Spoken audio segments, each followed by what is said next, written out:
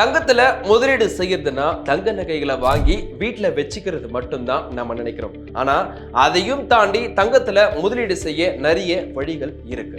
தங்க நகைகள் வாங்குறது போலவே தங்க நாணயங்களும் வாங்கலாம். நகைக்கடை, வங்கிகள், வங்கி சாரா நிதி நிறுவனங்கள், இ-காமர்ஸ் தளங்கள்ல இருந்து தங்க நாணயங்களை வாங்கியும் முதலீடு செஞ்சுக்கலாம்.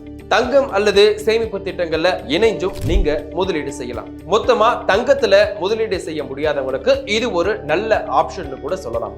பல நகை கடைகள்ல தங்கம் அல்லது நகை சேமிப்பு திட்டம்னு ஒரு திட்டம் இருக்கும்.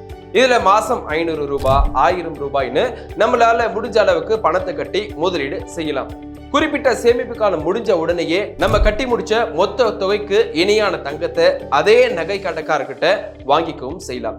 இது கடைகளை பொறுத்து சில சலுகைகளும் கிடைக்குது. அடுத்து டிஜிட்டல் தங்கம். நம்ம தினமும் யூஸ் பண்ற போன்பே, கூகுள் பே, பேடிஎம்ல இந்த டிஜிட்டல் தங்கத்தை வாங்கிக்கலாம். இதுல நீங்க வாங்கும் போது கையில தங்கத்தை சுமந்துக்கிட்டு பாதுகாப்புக்கு கஷ்டப்பட வேண்டிய அவசியமும் இருக்காது. டிஜிட்டல் தங்கம் உங்க பேர்ல பத்திரமா இருக்கும். கிராம், பவுண்ட் இல்லாம 1 ரூபாய்க்கு கூட இதுல நீங்க கோல்டும் வாங்கிக்கலாம். நம்ம பிசிக்கலா வாங்குற கோல்டுக்கு இணையான மதிப்பு தான் இதுலயும் இருக்கும். நம்ம இதுல வாங்குற கோல்டு ஆன்லைன்லயே கூட விற்கவும் செய்யலாம். இதுல நீங்க வாங்கும்போது செய்கூலி, சேதாரம் எதுவுமே கிடையாது. ஆனா 3% GST மட்டும் கட்டணும். இதே போல தங்க பத்திர திட்டமும் டிஜிட்டல் கோல்டா தான் பார்க்கப்படுது. இதுல பொதுவா 8 வருஷங்கள் வரைக்கும் முதலீடு செய்யப்படுது.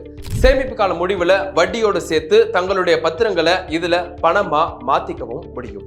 இதுல சில வரி சலுகைகளும் கிடைக்கிறது மட்டும் இல்லாம பாதுகாப்பானதாகவும் பார்க்கப்படுது. கடைசியா கோல்டு ETF முதலீடும் செய்யலாம்.